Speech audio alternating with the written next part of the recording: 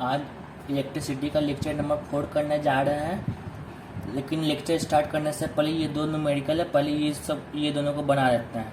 पहला क्वेश्चन क्या बोलता है, how much work is done in moving A charge of 2 coulomb across 2 points having a potential difference of 12 volt. यानी कि simply पूछ रहा है, वर्क डन पूछ रहा है चार्ज का। ठीक है, तो इसका सॉल्यूशन हम बताते हैं। सॉल्यूशन 1, तो क्या पूछ रहा है, how much work is done in moving charge of 2 coulomb, यानी चार्ज दिया हुआ है 2 कूलम, चार्ज है 2 कूलम का।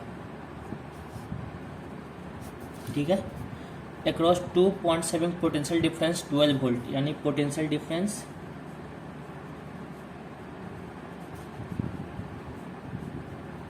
12 वोल्ट दिया हुआ है। तो वर्क डन पूछ रहा है। हम लोग लास्ट लेक्चर में क्या पढ़े थे, वर्क डन या फिर potential equal to work done by charge पढ़े थे ना। लास्ट लेक्चर में पढ़े थे potential equal to work done by charge. Potential का फॉर्मूला क्या होता है, work done by a unit positive charge from one point to another point is called potential difference बोलते हैं ना। तो इसी फॉर्मूला के आधार पे हम लोग वर्क डन निकालेंगे। तो क्या सिंपली क्या है, चार्ज दिया, पोटेंशियल डिफरेंस दिया हुआ है, तो वर्क डन निकालना है। तो अब वैल्यू पुट करेंगे। वैल्यू पुट करने से पहले क्रॉस मल्टीप्लिकेशन कर देते हैं। तो क्या होगा, वर्क डन इक्वल टू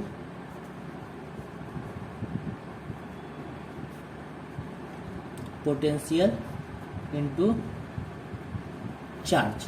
ठीक है, work done equal to potential into charge हो गया। तो अब वैल्यू पुट करते हैं। तो work done equal to potential क्या दिया हुआ, 12 वोल्ट दिया हुआ है ना।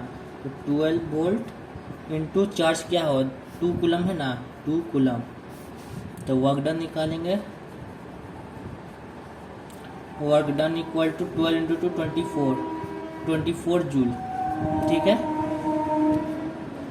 तो वर्क डन क्या आ गया, 24 जूल। समझ में आया ना कैसे हुआ है।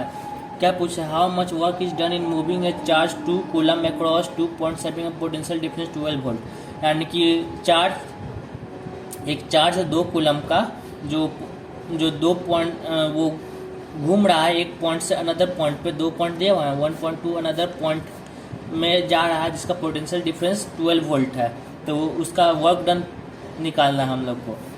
तो हम लोग फॉर्मूला जानते थे कि potential difference equal to work done by charge होता है। तो हम लोग सिंपली सा वैल्यू पुट करेंगे और सॉल्व करेंगे, तो ये आंसर आ जाएगा। ठीक है, समझ में आया ना। अब क्वेश्चन नंबर 2 देखते हैं। क्वेश्चन नंबर 2 क्या कह रहा है, how much energy is given in each coulomb of charge passing through a 6 volt battery. यानी कि सेम टू सेम एनर्जी, यानी कि एनर्जी यहाँ पे बस चेंज कर दिया एनर्जी यानी कि वर्क डन ही होता।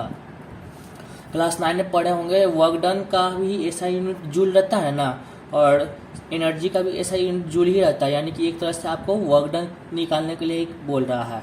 ठीक है, तो क्वेश्चन नंबर 2 का सॉल्यूशन बताते हैं। सॉल्यूशन 2, तो क्या दिया हुआ, how much energy in each coulomb of charge passing through a 6 volt battery. यानी कि कूलम, ईच कूलम दिया हुआ है, यहाँ पे ईच कूलम है। ईच कूलम का मतलब यहाँ पे 1 कूलम का चार्ज होगा, 1 कूलम का चार्ज होगा, और पोटेंशियल डिफरेंस दिया हुआ 6 वोल्ट बैटरी। यानी कि सब चीज़ दिया हुआ है, बस एनर्जी निकालना है। ठीक है, तो सॉल्यूशन 2 बनाएंगे। तो वही सेम होगा जो क्वेश्चन नंबर 1 का सॉल्यूशन है, same to same question number 2 का भी सॉल्यूशन होगा। तो यहाँ पे चार्ज क्या दिया हुआ, 1 कूलम दिया हुआ है ना, चार्ज इक्वल टू 1 कूलम, और पोटेंशियल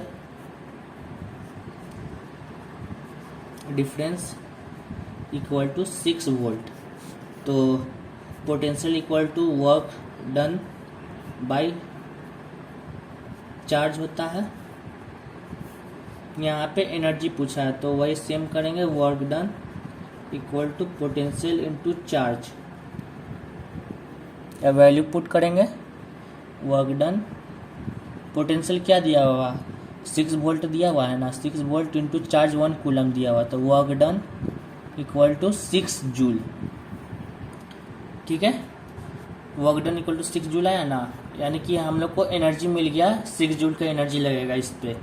समझ में आया ना कैसे बना है ये, फिर से समझा देता है। How much energy is given in each coulomb of charge passing through a 6 volt battery, यानी कि एनर्जी पूछ रहा है। एनर्जी क्लास 9 में याद होगा आपको, वर्क डन ही एनर्जी होता है। वर्क डन का भी ऐसा यूनिट जूल होता है, एनर्जी का भी ऐसा यूनिट जूल ही होता है, ठीक है। तो work how much energy is given in each coulomb of charge passing through a 6 volt battery, यानी कि एनर्जी पूछ रहा है ईच कूलम, यानी कि 1 कूलम के चार्ज में एनर्जी पूछा है जो 6 वोल्ट के बैटरी से पास करता है। तो चार्ज दिया हुआ है 1 कूलम का, पोटेंशियल दिया हुआ 6 वोल्ट का। लास्ट लेक्चर में हम लोग पढ़े थे potential equal to work done by charge होता है ना। अब वर्क डन और को क्रॉस मल्टीप्लिकेशन करने पर work done equal to potential into charge आता है। अब वैल्यू पुट करेंगे पोटेंशियल और चार्ज का, तो work done equal to 6 volt into 1 coulomb होगा ना, तो मल्टीप्लाई करने पर 6 जूल आएगा। समझ में आया ना कैसे हुआ है। तो अब आते हैं आज के लेक्चर का सबसे इम्पोर्टेंट टॉपिक है ओम्स लॉ।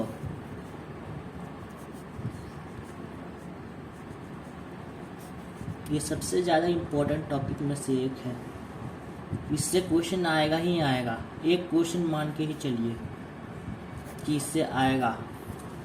बताया था स्टार्टिंग में ही बताए थे, या तो न्यूमेरिकल देगा या तो थ्योरी देगा, यानी कि लॉ लिखने के लिए कहेगा। तो ओम्स लॉ क्या होता है देखिए सन 1827 में एक जर्मन फिजिशियन था जॉर्ग सिमोन ओम्स, शायद प्रोनाउंसिएशन शायद गलत हो रहा होगा, लेकिन जॉर्ग सिमोन ओम्स देखिए, German physicist जॉर्ग Simone Om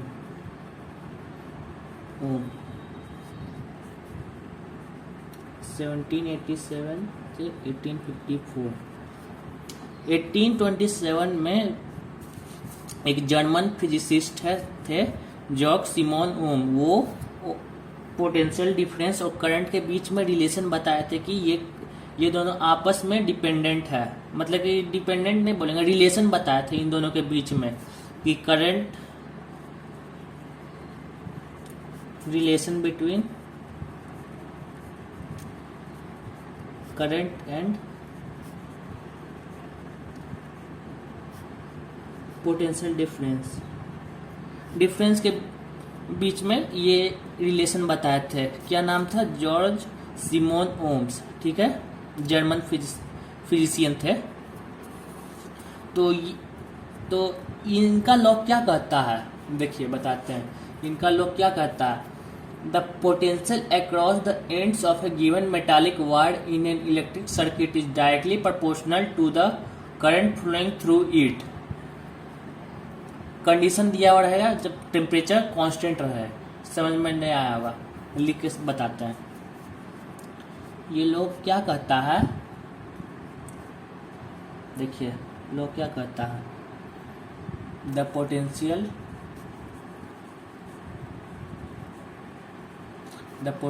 difference V across the ends of a given metallic wire in an electric current is directly proportional to the current flowing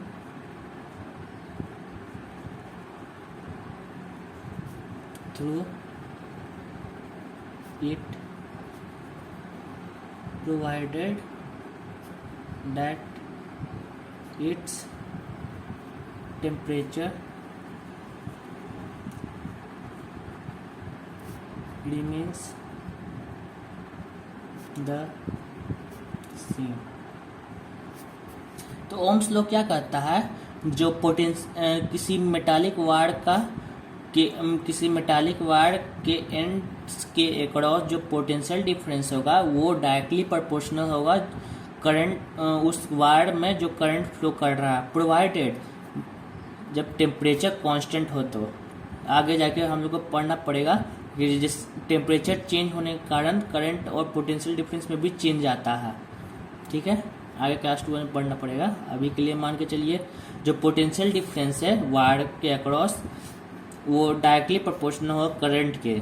ठीक है, तो ओम्स लॉ यही कहता है the potential difference across the ends of a given metallic wire in an electric current is directly proportional to the current flowing through it provided that its temperature remains the same. ठीक है, समझ में आया ना क्या कहा ohms law. तो इससे हम लोग बता सकते हैं कि V is directly proportional to I at constant temperature।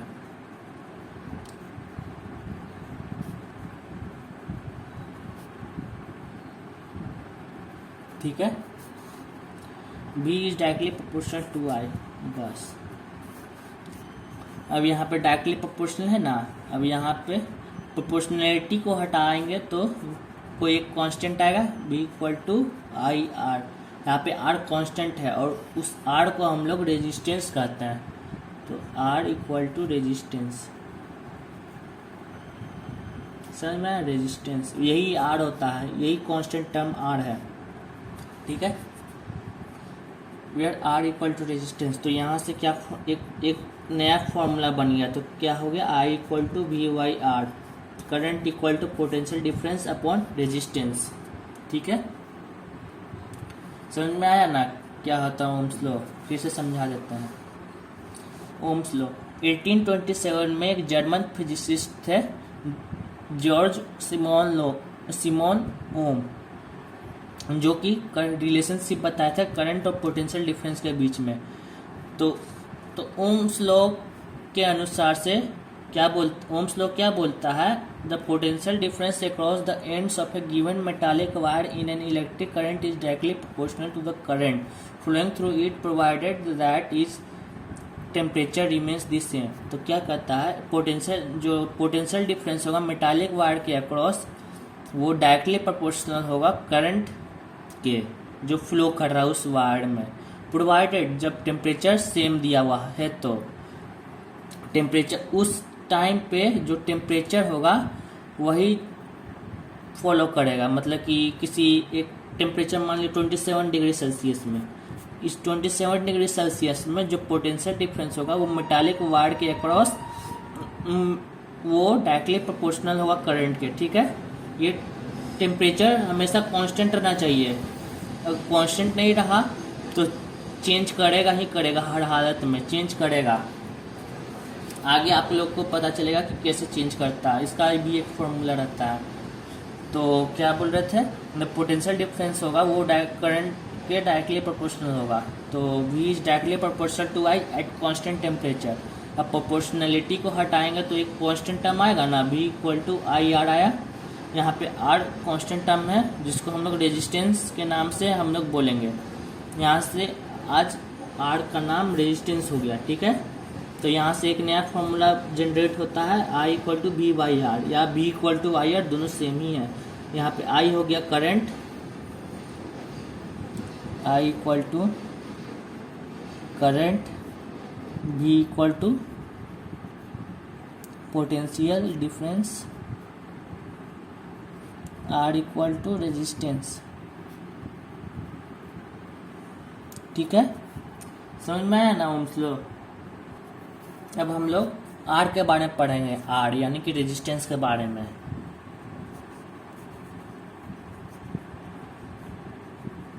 Resistance होता क्या है, देखिए, resistance of a conductor is the property of the conductor. Conductor का प्रॉपर्टी है due to which is resist the flow of electric charge और electric current through it. देखिए लिख के बताते हैं, the resistance of a conductor is the property है, resistance उस हर कंडक्टर का प्रॉपर्टी है, property of the conductor due to which it resist the flow of electric charge or electric current through it। Resistance क्या होता है? तो resistance उस कंडक्टर का प्रॉपर्टी है, यानी कि हर कंडक्टर का प्रॉपर्टी है जो कि इलेक्ट्रिक चार्ज को रेजिस्ट करता है फ्लो करने में, मतलब कि करंट को फ्लो करने में रोकता है, उसी को हम लोग रेजिस्टेंस कहते हैं। ठीक है, resistance of a conductor is the property of the conductor due to which it resist the flow of electric charge और इलेक्ट्रिक करंट थ्रू इट। ठीक है, समझ में आया ना? तो resistance of a conductor property होता है उस कंडक्टर का due to which it resist the flow of electric charge, यानी कि बाधा उत्पन्न करता है, मतलब कि रोकता है चार्ज को, जिससे कि करंट का चार्ज जो है फ्लो अच्छे से ना हो पाए, उसी को हम लोग रेजिस्टेंस कहते हैं। समझ में आया ना? या फिर सिंपली सा हम लोग ओम्स लॉ से भी डिफाइन कर सकते हैं। ओम्स लॉ में क्या बोलता था? Potential is directly proportional to I, तो B equal to I R होता है ना, यहाँ से आर का वैल्यू निकालता है, R equal to B by I, यहाँ से एक आर फॉर्मूला निकल गया, R equal to B by I. Resistance equal to potential difference upon current. क्या बोल सकते हैं? Resistance of a conductor is given by the ratio of potential difference. देखिए यहाँ पे ratio of potential difference across the conductor to the current flowing through it, यानी कि ratio of potential difference upon current, बस यही resistance कहता है। तो इट इज द, ये दूसरा डेफिनेशन हो गया, it is the ratio of potential difference of या फिर अक्रॉस ए कंडक्टर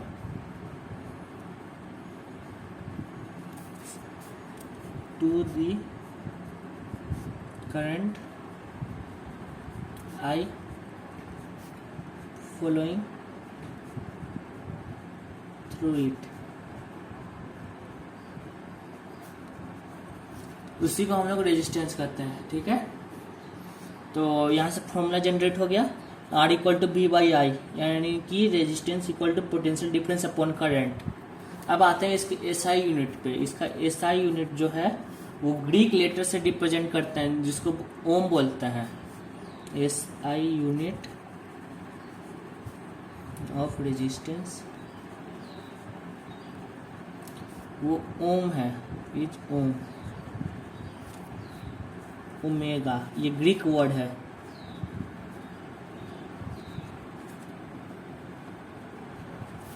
इसको हम लोग ओमेगा के नाम से बोलते हैं, ओमेगा के नाम से। ठीक है, अब जैसे हर 1 एम्पियर का डेफिनेशन पढ़े, 1 वोल्ट का डेफिनेशन पढ़े, ठीक वैसे ही यहाँ पे 1 ओम का भी डेफिनेशन पढ़ेंगे।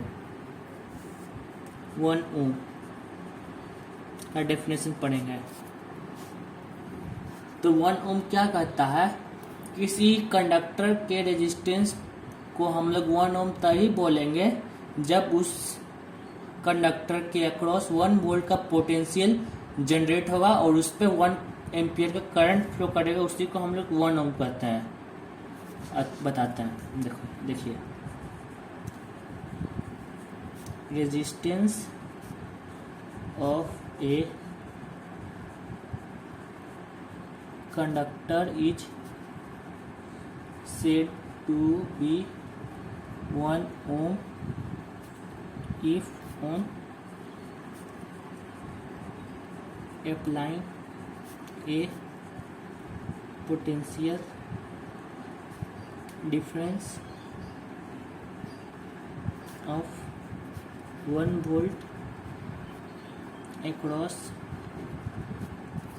the two ends of a conductor.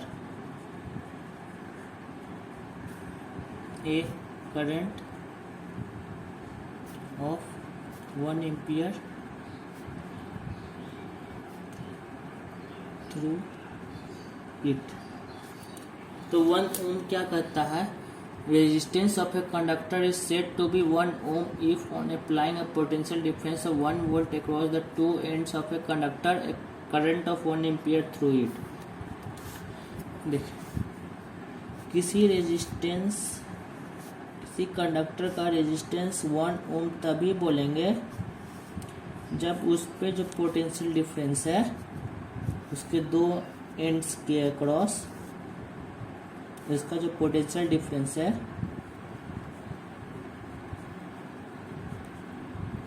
वो 1 वोल्ट होना चाहिए. 1 वोल्ट होना चाहिए इसके दो एंड्स के अक्रॉस, और उस कंडक्टर में जो करंट फ्लो कर रहा है वो 1 एम्पियर होना चाहिए. उसी को हम लोग 1 ओम बोलते हैं. समझ में है ना? Resistance of a conductor is said to be 1 ohm if on applying a potential difference of 1 volt. 1 volt का पोटेंशियल डिफरेंस अप्लाई करेंगे across the ends of the conductor a current of 1 ampere through it, और उस conductor पे 1 ampere का जो current flow करता है उसी को हम लोग 1 ओम बोलते हैं. या फिर ऐसे भी समझ सकते हैं 1 ओम या फिर resistance equal to potential difference upon current होता है ना.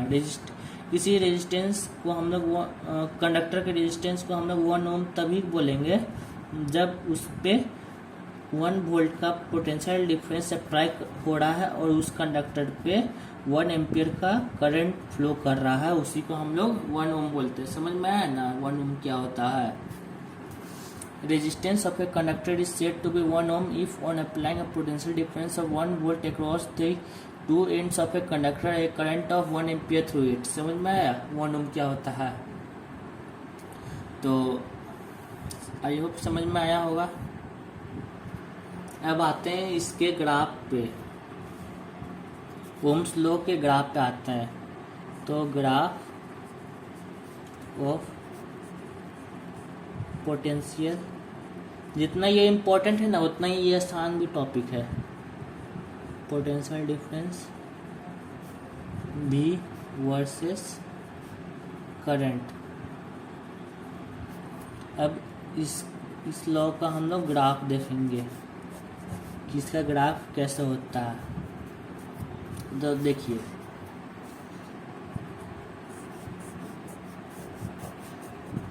यहाँ पे पोटेंशियल डिफरेंस है, यहाँ पे करंट है. इसका जो ग्राफ है वो यूनिफॉर्मली जाएगा, एकदम straight line through the origin से पास करते हुए जाएगा. ठीक है, समझ में आया ना?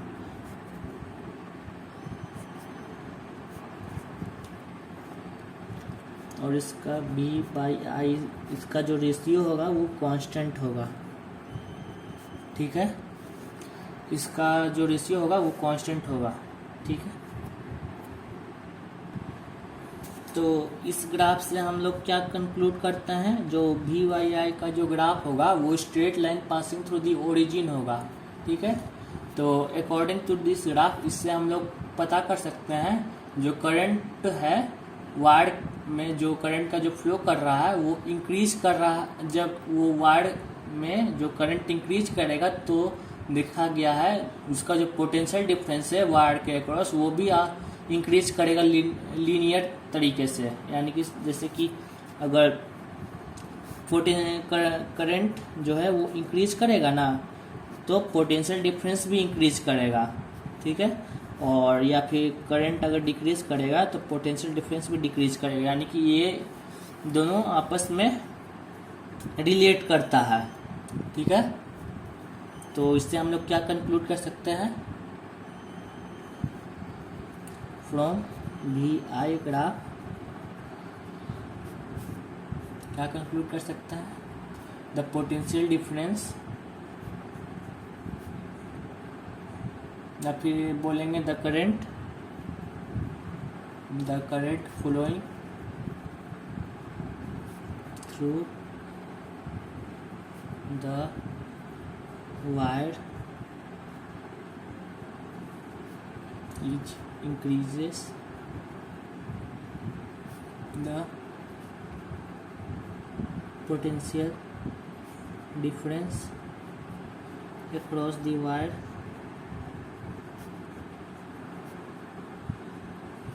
also linearly increases. ठीक है, the current flowing through the wire is increases, the potential difference across the wire also increases, linearly increases. ठीक है, इससे हम लोग ये कंक्लूड करते हैं कि जो बी आई का जो ग्राफ होगा वो straight line passing through the origin होगा, ये ओरिजिन होता है. ठीक है, अब हम लोग आते हैं कि किसी कंडक्टर में रेजिस्टेंस कैसे प्रोड्यूस होता है. इतना तो हम लोग समझ लिए हाँ कि पोटेंशियल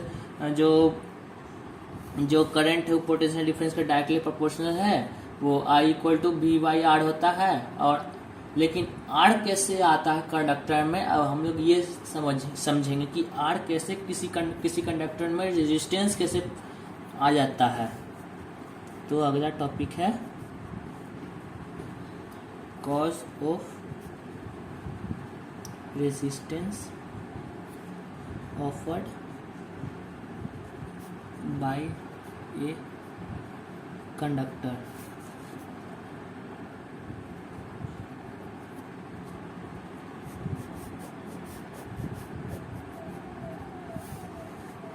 देखिए क्या होता है. देखिए हम लोग जानते हैं जो इलेक्ट्रिक करंट है वो इलेक्ट्रॉन के फ्लो होने से चलता है. किसी कंडक्टर में जो इलेक्ट्रॉन जब फ्लो करता है उसी के अपोजिट डायरेक्शन में इलेक्ट्रिक करंट का फ्लो होता है ना. देखिए जैसे बताते हैं, ये बल्ब हो गया, ये लास्ट लेक्चर में सर्किट डायग्राम बताया था ना. देखिए अब प्लस माइनस, तो देखिए तो इलेक्ट्रिक करंट कैसे फ्लो करता है, इलेक्ट्रॉन के फ्लो होने से होता है ना.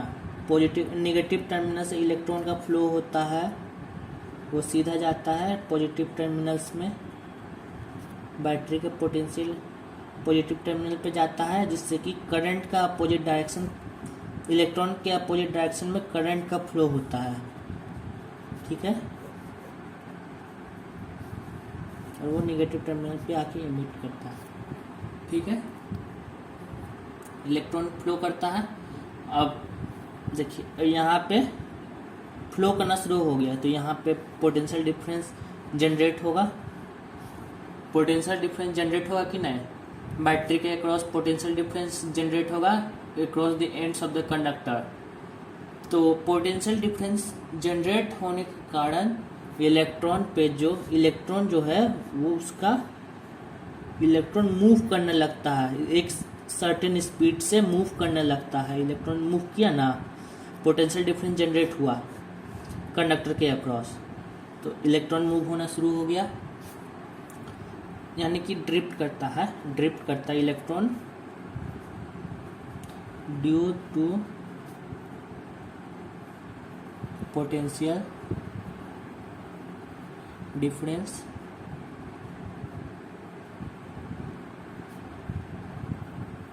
across the ends of a conductor. Electron drifted. Electron drift यानी कि इलेक्ट्रॉन चलना शुरू कर देता है. यहाँ पे ड्रिफ्ट का मतलब अभी समझ लीजिए कि इलेक्ट्रॉन चलना शुरू कर देता है लोअर पोटेंशियल से हाई पोटेंशियल की तरफ. यहाँ पे लो पोटेंशियल होता है ना, या लो पोटेंशियल से हाई पोटेंशियल की तरफ इलेक्ट्रॉन चलना शुरू कर देता है. तो इसी ड्रिफ्ट के अनुसार से जो इलेक्ट्रॉन जो है वो वो एटम या आयन जो कंडक्टर में जो रहता है वो कोलाइड करना शुरू कर देता है। जो जैसे कि इलेक्ट्रॉन है, फ्लो कर रहा है ना, बीच में एटम आ गया या आयन आ गया, वो कोलाइड करना शुरू कर दिया, कोलाइड किया, फिर कोलाइड किया ना, जिससे कोलाइड करने से क्या होगा, इलेक्ट्रॉन का स्पीड कम हो जाएगा। फिर इलेक्ट्रॉन इधर आया, फिर कोलाइड किया, फिर इधर गया, फिर कहीं यहाँ पे कोई एटम आया, फिर कोलाइड किया। मतलब कि स्ट्रेट लाइन फ्लो करता ही नहीं, हमेशा जिगजैग पाथ फ्लो करता है। ठीक है, तो इसी कोलिजन के कारण जो इलेक्ट्रॉन का जो फ्लो है वो कम हो जाता है, जिससे कि उस कंडक्टर में रेजिस्टेंस प्रोड्यूस हो जाता है। समझ में है ना रेजिस्टेंस कैसे प्रोड्यूस होता है? देखिए बताते हैं, फिर से अच्छे से बताते हैं। जो इलेक्ट्रिक करंट है वो इलेक्ट्रॉन के फ्लो होने से चलता है ना, और हम लोग जानते हैं जो इलेक्ट्रॉन का जो फ्लो है वो उसके अपोजिट डायरेक्शन में करंट दौड़ता है। ठीक है, तो जब हम लोग पोटेंशियल डिफरेंस कंडक्टर के अक्रॉस जनरेट जब हो जाता है तो इलेक्ट्रॉन जो है वो ड्रिफ्ट करना शुरू कर देता है लो पोटेंशियल से लेके हाई पोटेंशियल तक। लो पोटेंशियल से हाई पोटेंशियल तक ड्रिफ्ट करना शुरू हो जाता है। यहाँ पे ड्रिफ्ट का मतलब है कि जो इलेक्ट्रॉन जो है इलेक्ट्रॉन वो चलना शुरू कर देता है लो पोटेंशियल से हाई पोटेंशियल, नेगेटिव टर्मिनल से निकलता है, पॉजिटिव टर्मिनल में आके एमिट करता है। तो इसी ड्रिफ्ट के दौरान जो इलेक्ट्रॉन जो है वो बहुत सारे एटम और आयन से कोलाइड करने लगता है, मतलब कि टकराने लगता है। उसी टकरावट के कारण जो इलेक्ट्रॉन का जो फ्लो है वो धीमा हो जाता है। उसी धीमे में जो अपोजिशन होता है वो रेजिस्ट किया, जो एटम उसके स्पीड को जो रेजिस्ट किया उसी को हम लोग कंडक्टर का रेजिस्टेंस बोलते हैं। समझ में आया ना कैसे क्या होता है, कैसे रेजिस्टेंस प्रोड्यूस हुआ? मतलब कि इलेक्ट्रॉन का स्पीड जो है वो कम कर देता है। जैसे कि आप एक हाईवे पर एक एग्जांपल दिए थे, एक हाईवे का बताए थे और एक गली का बताया था। हाईवे पर आप गाड़ी को एकदम स्पीड से लेके जा सकते हैं, लेकिन जो गली है वहाँ पे आप कहीं से टकरा जाते हैं, कहीं पे जाके टकरा जाते हैं, जिससे कि आपका जो स्पीड है वो कम हो जाता है। वही है सेम टू सेम यहाँ पे भी वही है। यहाँ पे जो इलेक्ट्रॉन जो है वो एटम आयन से कोलाइड करते हुए पॉजिटिव टर्मिनल पे आता है। ठीक है, तो हम लोग क्या लिखेंगे? We know that electric current is due to flow of free electrons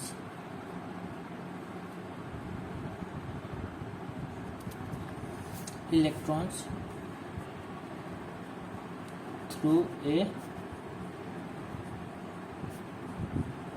conductor when a potential difference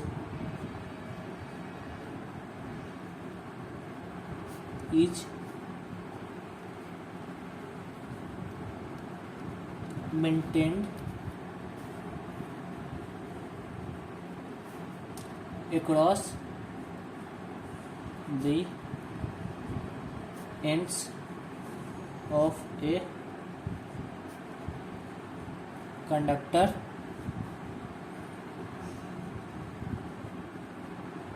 electrons drifted from lower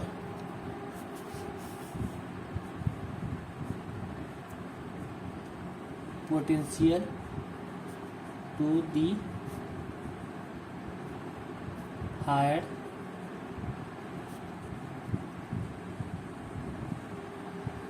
potential across the conductor.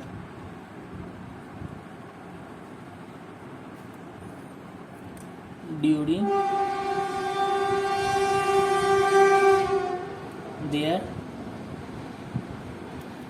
Drip DRIFT the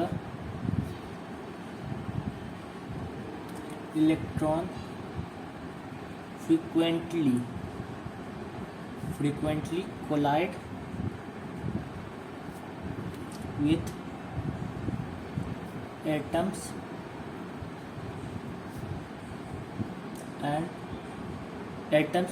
or ions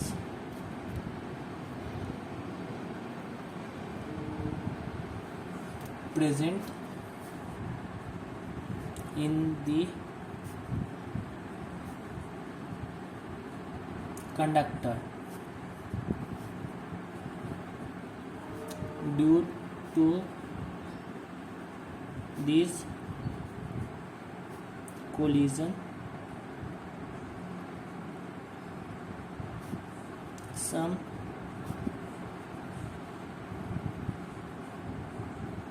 opposition is there for flow of electrons, and it causes the resistance to flow of current. ठीक है, देखिए तो क्या होता है, हम लोग जानते हैं जो इलेक्ट्रिक करंट है वो इलेक्ट्रॉन के फ्लो होने से चलता है।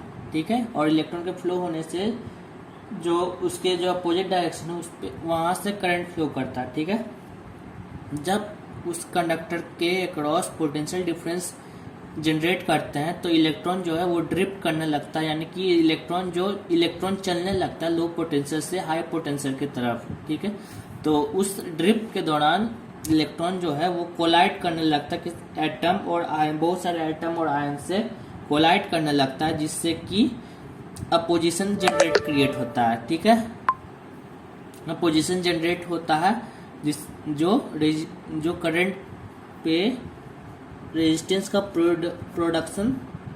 प्रोड्यूस होता है, रेजिस्टेंस प्रोड्यूस होता है। ठीक है, समझ में आया ना कि कैसे रेजिस्टेंस प्रोड्यूस होता है किसी कंडक्टर में।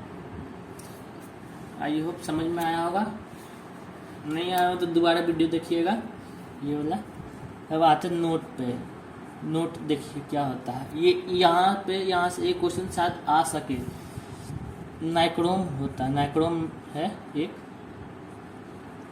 नाइक्रोम है वो एलॉय होता है किसका, निकेल का,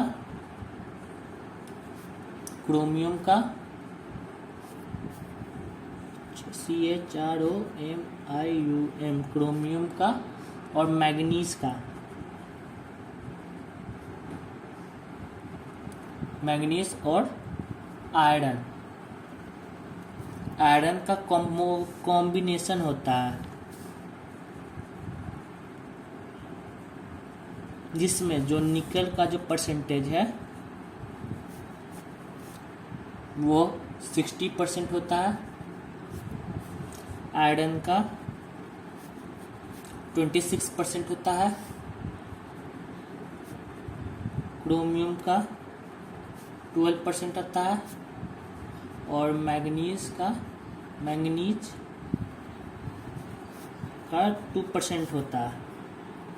जोड़ के देखिएगा 100% आएगा। देखिए जी 6 2 8 2 10 6 7 8 9 1 10 100% आया ना। इन सब का कॉम्बिनेशन से ही नाइक्रोम एलॉय बनता है। ठीक है, अब ये किस तरह से काम आएगा बोर्ड एग्जाम में, देखिए 1 मार्क्स में देगा कि जो इलेक्ट्रिक आयरन है, गीजर है, उसमें जो एलिमेंट का यूज होता है वो कौन से, ये मतलब कि जो वायर का यूज होता है हीट कर मतलब कि गर्म करने में, वो कौन से एलिमेंट का होता है। तो हम लोग तो पता तो नहीं रहेगा, तो यही एक नंबर के मार्क्स में आ सकता है, 1 मार्क्स में आ सकता है। तो लिख देते हैं heating element of electric iron geyser are prepared from nichrome wire. Nichrome wire ही यूज होता है सब में, जो जितना ये सब पानी गरम करते हैं उस सब में नाइक्रोम वायर रहता है। जितना जैसे गीजर रहता है, आयरन रहता है, उस सब में नाइक्रोम वायर का यूज होता है जिससे कि वो गर्म हो सके। ठीक है, अब आते हैं इसके लिमिटेशंस पे। ओम्स लॉ का लिमिटेशन भी होता है, यानी कि ओम्स लॉ यूनिवर्सल लॉ नहीं है। जैसे ग्रेविटेशनल लॉ यूनिवर्सल लॉ है, न्यूटन्स लॉ यूनिवर्सल लॉ है, लेकिन ओम्स लॉ जो है वो उसका लिमिटेशन होता है, वो यूनिवर्सल लॉ नहीं है। वो सिर्फ 2 कारण से ही वो उसका जो लिमिट, वही सिर्फ 2 कारण है जो ओम्स लॉ को लिमिट में रखता है। मतलब कि ओम्स लॉ सिर्फ 2 ही कारण से लिमिटेशन पे है। तो वो 2 कारण क्या है, तो टॉपिक में पढ़ते हैं। Limitation of Ohm's law.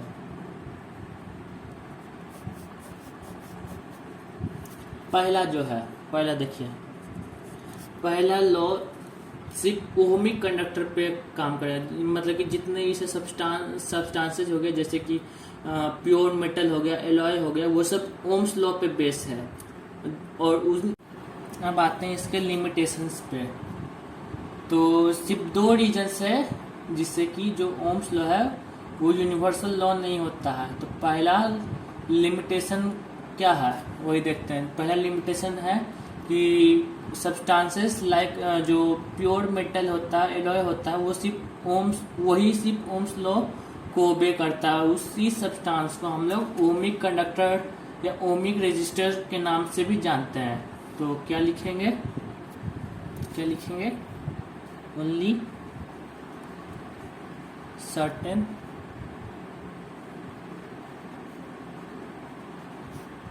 substances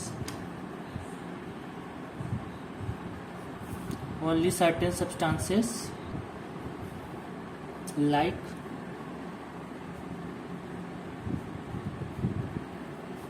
wires of pure metals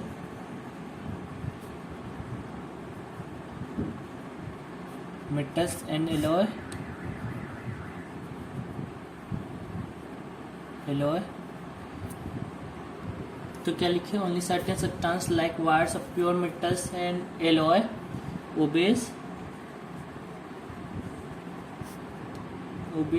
ओबे Ohm's law. Such substances are known as ohmic conductors और ohmic resistors। ठीक है, पहला लिमिटेशन यही हो गया। जो सब्सटेंस प्योर मेटल और एलॉय होता है वही सिर्फ ओम्स लॉ को फॉलो करता है। उसी सब्सटेंस को हम लोग ओमिक कंडक्टर या ओमिक रेजिस्टर बोलते हैं। ठीक है, अब दूसरा रीजन क्या होता है, जो जितना भी सब ओमिक कंडक्टर है वो सब मतलब कि क्या बोलेंगे, देखो जैसे कि जितना भी सब ओमिक कंडक्टर हो गया यानी कि एलॉय हो गया, प्योर मेटल हो गया, वो सब टेम्परेचर डिपेंडेंट नहीं होना चाहिए, टेम्परेचर इंडिपेंडेंट होना चाहिए। यानी कि टेम्परेचर चेंज होने के साथ साथ उसका रेजिस्टेंस चेंज नहीं होना चाहिए। ठीक है, तो the law is applicable even for ohmic conductor when temperature and other physical condition of electric conductors remain unchanged।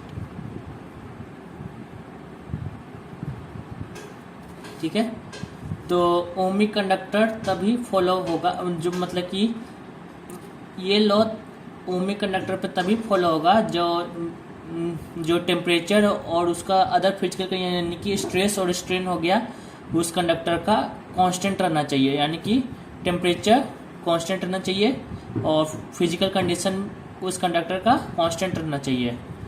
अब क्वेश्चन आएगा तो ऐसे प्योर मेटल हो गया और एलॉय हो गया, वो सब तो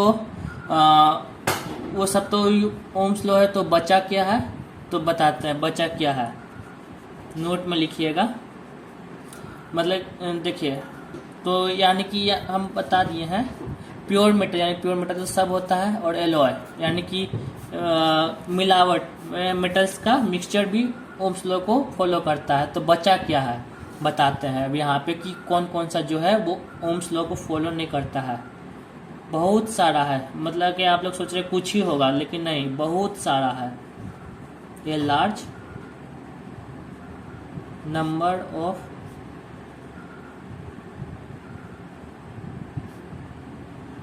elements like fluorescent tube, CFLs, transistor, LEDs, etc. do not obeys Ohm's law। जितने भी सब एलईडी बल्ब्स हो गया, CFL बल्ब्स हो गया, ट्रांजिस्टर हो गया, फ्लोरोसेंट ट्यूब हो गया, मतलब कि ट्यूब लाइट हो गया, वो सब ओम्स लॉ को ओबे नहीं करता। वो लोग जितने ये सब जो है वो सब टेम्परेचर के साथ डिपेंड करने लगता है, मतलब कि टेम्परेचर चेंज किया तो वो डिपेंड, मतलब कि उसका रेजिस्टेंस चेंज होने लगा। ठीक है, और बहुत सारा है, ये सब हम लोग क्लास 12 के लास्ट चैप्टर में पढ़ेंगे, जो कि सेमीकंडक्टर है। क्लास 12 फिजिक्स में सेमीकंडक्टर्स, ये सब को हम लोग सेमीकंडक्टर्स में पढ़ना होगा। जितना ये सब हो गया, CFL बल्ब हो गया, ट्रांजिस्टर हो गया, LED बल्ब हो गया, वो सब ओम्स लॉ को ओबे नहीं करता। ये सब एक अलग चैप्टर बन जाता है, जो कि सेमीकंडक्टर्स है। लास्ट चैप्टर बोलेंगे, हालांकि लास्ट चैप्टर तो कम्युनिकेशन सिस्टम है, वो तो हटा दिया है बोर्ड से। तो according to boards last chapter semiconductors होता है। ठीक है, अब हम लोग दूसरे टॉपिक पे, समझ में आया ना ओम्स लॉ का लिमिटेशन क्या होता है। पहला रीजन है only certain substances like wire of pure metals and alloy obeys Ohm's law. Such substances are known as ohmic conductor और ओमिक रेजिस्टर। जितने ही सब सब्सटेंसेस लाइक प्योर मेटल्स है और एलॉयज है, वही सिर्फ ओम्स लॉ को ओबे करता है।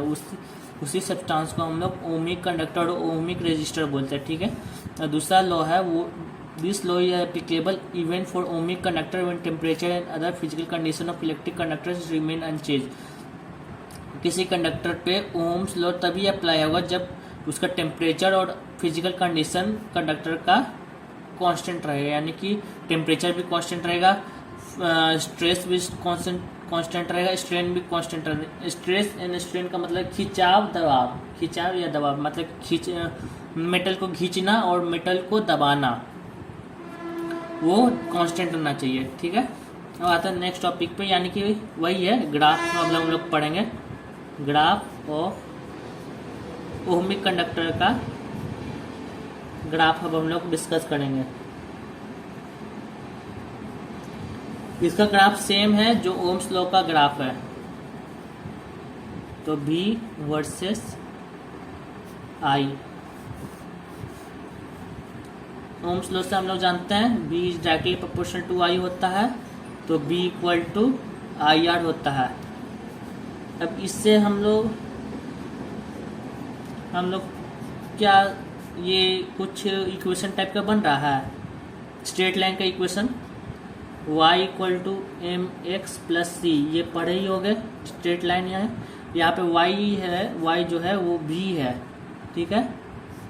m जो है वो r है, x जो है वो i है, v वर्सेस i है, यानी कि y एक्सिस है y एक्सिस है v और x एक्सिस है i, ठीक है। तो जो इसका ग्राफ है वो स्ट्रेट लाइन होगा, graph of v versus i is straight line, ठीक है। v versus i straight line होता है।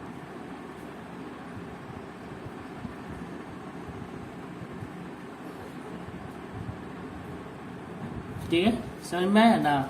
ओमी कंडक्टर का ग्राफ कैसे होता है, b is directly proportional to I होता है, तो b इक्वल टू IR। अब यहाँ से हम लोग मैथमेटिकल इक्वेशन लगाएंगे, y equal to M X plus C, C है y इंटरसेप्ट, तो y इंटरसेप्ट तो जीरो ही होगा क्योंकि ये straight line passing through origin से है, ठीक है।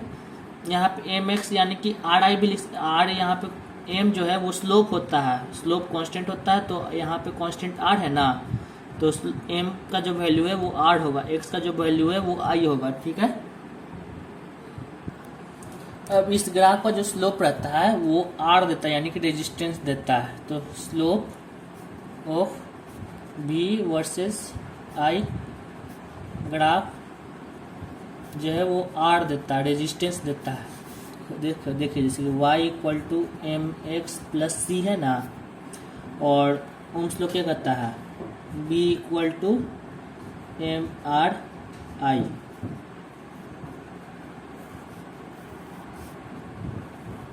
ये b हो गया, ये i हो गया, इसका जो स्लोप है वो r देता है, ठीक है। और c इक्वल टू जीरो होगा, c इक्वल टू जीरो, ठीक है, तो b equal to R I, ठीक है। यहाँ पे जो m है वो r होता है। अब दूसरा ग्राफ आते हैं, दूसरा ग्राफ पे आते हैं, graph of i versus v। अब उल्टा कर दिए, यहाँ पे y एक्सिस को i ले लिए और x एक्सिस को v ले लिए, तो क्या होगा, वही होगा जो b वर्सेस i का होगा, straight line passing through origin होगा, बट यहाँ पे थोड़ा सा चेंज हो जाएगा, straight line passing through origin, ये हो गया slope, slope equal to tan theta, slope of I B graph जो होगा वो आर नहीं 1/r होगा, 1/r। उल्टा कर दिए ना, तो उल्टा कर दिए तो यहाँ ऊपर में जो स्लोप b वर्सेस i का ग्राफ जो है उसका जो स्लोप है वो r होगा, तो i वर्सेस b का जो स्लोप है वो 1/r होगा कि नहीं, उल्टा कर दिए तो, ठीक है।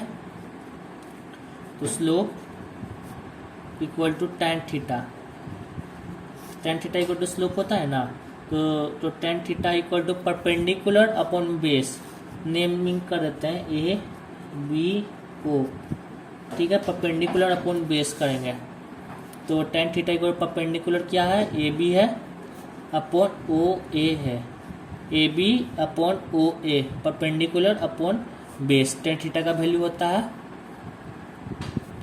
लिख देते हैं tan theta equal to perpendicular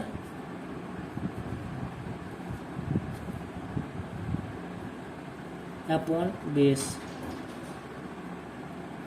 किसी राइट ट्राइंगल का लेंगे तो ये परपेंडिकुलर हो गया, ये बेस हो गया, ये हाइपोटेनस हो गया, हाइपोटेनियस, ठीक है। ए बी बाई ओ ए हो गया ना, तो slope equal to A B क्या है, ए बी आई है ना, वाई एक्सिस का लेंगे आई, और ओ ए क्या है, बी है ना, आई बाई बी। अब इसका रेसिप्रोकल करते हैं, यानी कि 1 by slope equal to V by I equal to R. 1 by slope किया तो V by R equal to R हुआ ना।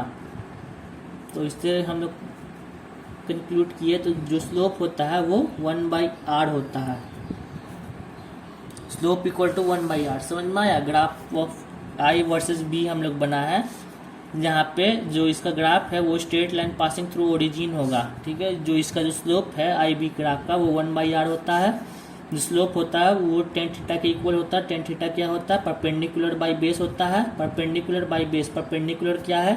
ए बी है, तो परपेंडिकुलर का वैल्यू पुट किए ए बी और बेस का वैल्यू पुट किए ओ ए हुआ। तो ए बी का वैल्यू क्या है? ए बी का वैल्यू वाई एक्सिस पे आई है, तो ए बी का वैल्यू पुट किए आई और बी का वैल्यू है ओ ए, तो बी का वैल्यू पुट किए आई बाई बी। अब इसका रेसिप्रोकल किए तो 1 by slope equal to B by I आया ना, और बी बाई आई क्या होता है? रेजिस्टेंस होता है ना। तो स्लोप का जो वैल्यू है वो 1 बाई आर के बराबर आया कि नहीं? ठीक है, तो इससे हम लोग क्या कंक्लूड कर सकते हैं? जो आई बी ग्राफ का जो स्लोप है वो कंडक्टेंस देता है। हाँ, कंडक्टेंस जो 1 बाई आर होता है उसको हम लोग कंडक्टेंस बोलते हैं। ठीक है, तो the slope of I B graph gives the conductance। 1 by R conductance बोलते हैं। ठीक है, अब कंडक्टेंस क्या होता है उसको हम लोग जानेंगे। कंडक्टेंस इसको हम लोग कापा से डिनोट करते हैं। कटप्पा ने कापा, कापा कटप्पा नहीं समझ जाना। ठीक है, कापा से हम लोग डिनोट करते हैं। कंडक्टेंस क्या होता है? रेजिस्टेंस का जो रेसिप्रोकल होता है उसी को हम लोग कंडक्टेंस बोलते हैं। The reciprocal of resistance is called conductance. ठीक है, तो कापा का जो वैल्यू होता है वो 1 बाई आर होता है। ठीक है, कंडक्टेंस कापा का वैल्यू 1 बाई आर होता है। Conductance equal to 1 by R. ठीक है, ये फिजिक्स में तो नहीं पढ़ना लेकिन केमिस्ट्री में पढ़ना होगा। क्लास 12 का केमिस्ट्री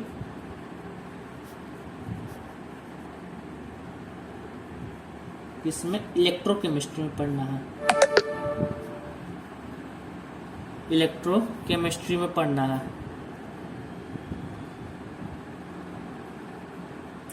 वहाँ पे सबसे ज़्यादा यूज होगा कापा का, कंडक्टेंस का सबसे ज़्यादा यूज होगा। फिजिक्स में तो नहीं मिलेगा कापा, भले थोड़ा सा नॉलेज के लिए बता दिए। अब अगला टॉपिक है वो फिक्स्ड रेजिस्टेंस है। फिक्स्ड रेजिस्टेंस किसको बोलते हैं?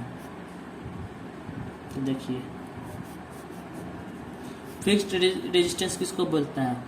किसी टेम्परेचर पे जो कंडक्टर का रेजिस्टेंस होता है वो कांस्टेंट होगा, उसी को हम लोग फिक्स्ड रेजिस्टेंस बोलते हैं। फिक्स्ड रेजिस्टेंस का मतलब क्या होगा कि उसका रेजिस्टेंस फिक्स होना। तो किसी टेम्परेचर पे उस कंडक्टर का जो रेजिस्टेंस है वो फिक्स होगा, फिक्स्ड होता है, उसी को हम लोग फिक्स्ड रेजिस्टेंस बोलते हैं। ठीक है, तो क्या लिखेंगे? At a given temperature resistance offer by a given conductor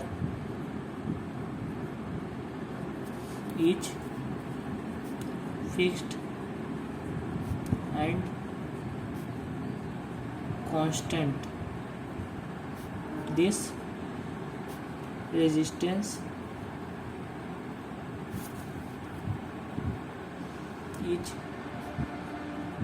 known as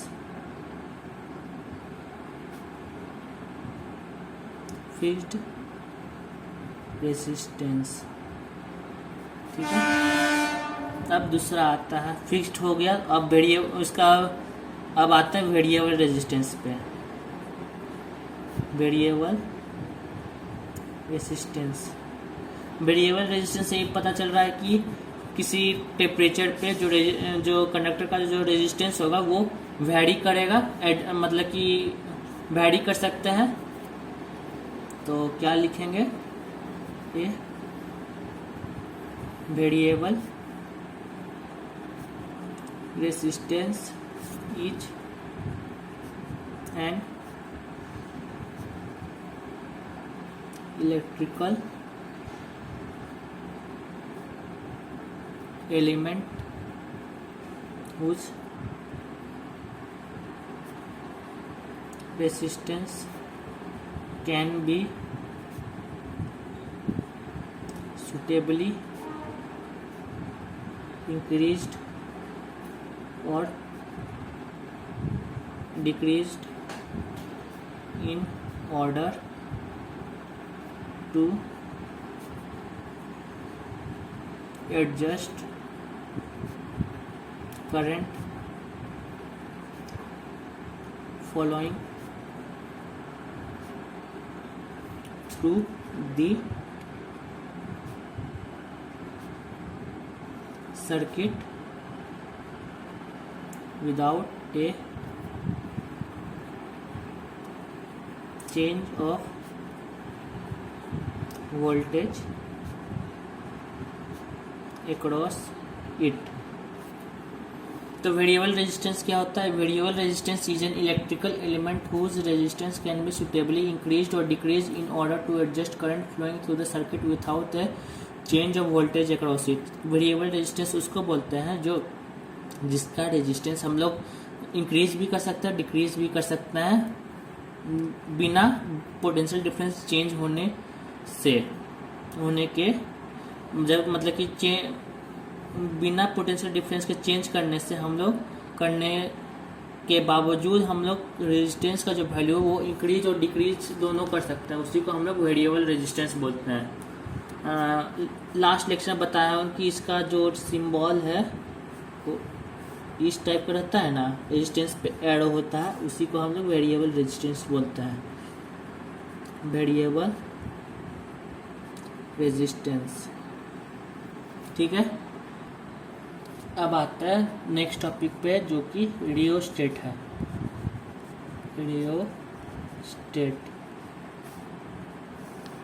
rheostat क्या होता है, वो ये एक डिवाइस होता है जो रेजिस्टेंस को एडजस्ट करता है, मतलब कि ये device which is used as variable resistance for adjusting the current flow through the circuit is known as rheostat.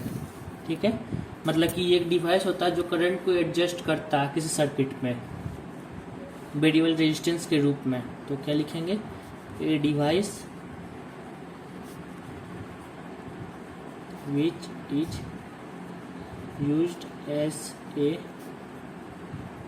Variable resistance for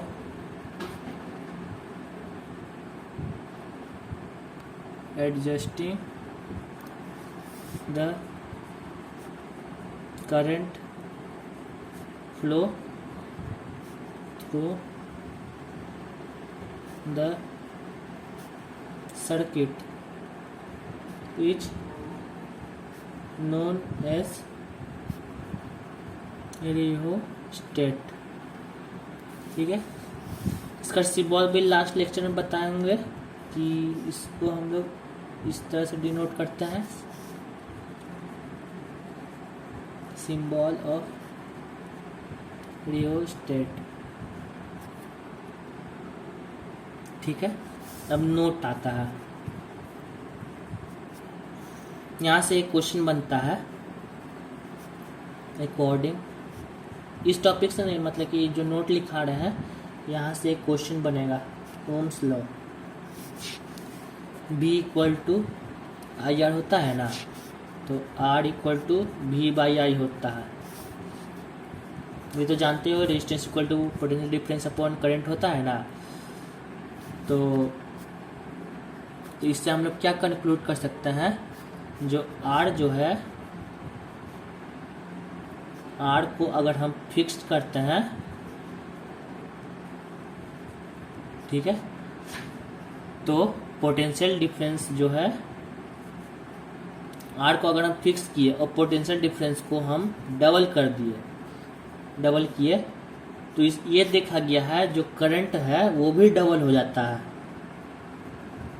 ठीक है, मतलब कि रेजिस्टेंस को फिक्स कर दिए, फिक्स करने पर क्या होता है, जो वोल्टेज है अगर हम उसको डबल कर दिए, मतलब कि 2 वोल्ट का पोटेंशियल डिफरेंस जा रहा है, अगर हम उसको 4 वोल्ट का पोटेंशियल डिफरेंस अगर उस पर अप्लाई कर दिए तो करंट जो है वो भी डबल हो जाता है। मतलब कि और उस करंट अगर 2 एम्पियर का फ्लो हो रहा है तो उसमें 4 एम्पियर का फ्लो होना शुरू हो जाएगा। ठीक है, या फिर अगर हम लोग पोटेंशियल को अगर हम हाफ कर दिए तो करंट भी हाफ हो जाता है।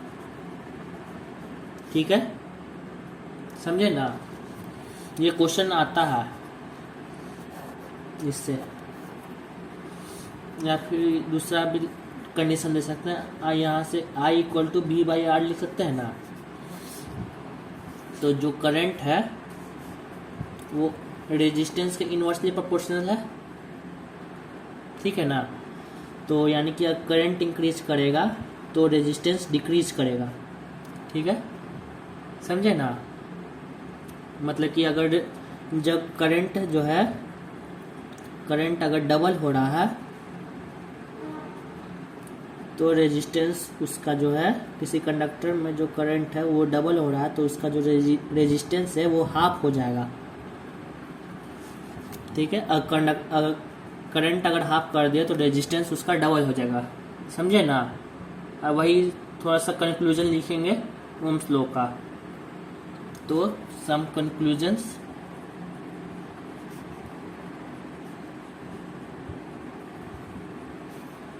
Are in Ohm's law. तो पहला कंक्लूजन क्या किए, at a given temperature, at a given temperature resistance of a conductor remains unchanged। बताए थे किसी गिवन टेम्परेचर पे जो कंडक्टर का रेजिस्टेंस होता है वो अनचेंज होता है, यानी कि कांस्टेंट होता है। अब दूसरा पॉइंट क्या है, for a given value of voltage the current through a resistor is inversely proportional to its resistance। किसी वोल्टेज का, किसी गिवन वोल्टेज पे जो करंट होता है वो रेजिस्टेंस के इनवर्सली प्रोपोर्शनल होता है, मतलब कि I is inversely proportional to 1/R। ठीक है, अब आता है नेक्स्ट टॉपिक पे जो कि है good conductor.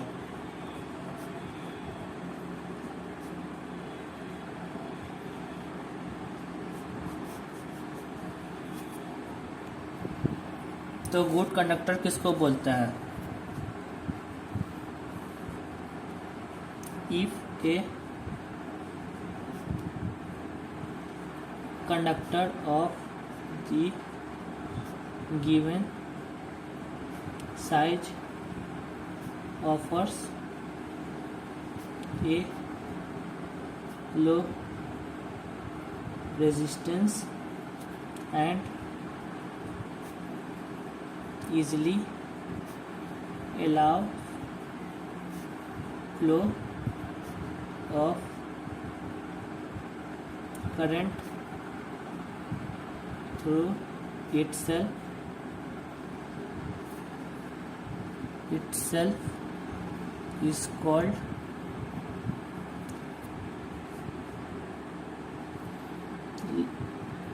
low resistance easily allow flow of current through itself is called good conductor.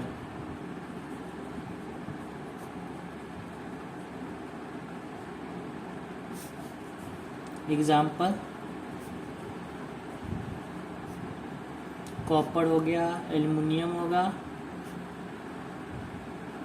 Silver हो गया, एक्सेट्रा। गुड कंडक्टर क्या होता है? If a conductor of given size offers a low resistance and easily allow flow of current through itself is called good conductor।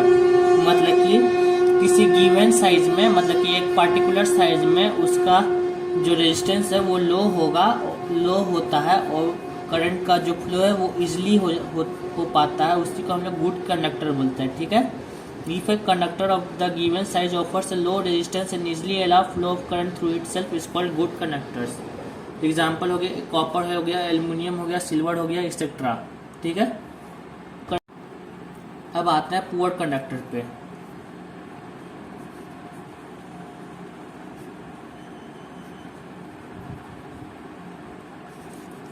Poor conductor किसको बोलते हैं? वही है जो हाई रेजिस्टेंस फ्लो करता है। ये conductor of equal size offers and appreciable resistance and resist flow of current through itself is called poor conductor।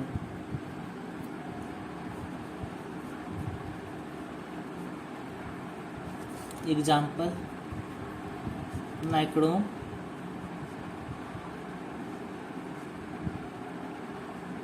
Manganese, etc। Poor conductor किसको बोलते हैं? कंडक्टर ऑफ इक्वल साइज, मतलब कि गिवन साइज पे जो रेजिस्टेंस दे सके, जिसका हाई रेजिस्टेंस होता है और रेजिस्ट करता है करंट के फ्लो को, उसी को हम लोग पुअर कंडक्टर बोलते हैं। एग्जाम्पल हो गया नाइक्रोम हो गया, मैंगनीज हो गया, एक्सेट्रा। ठीक है। अब आता है इंसुलेटर।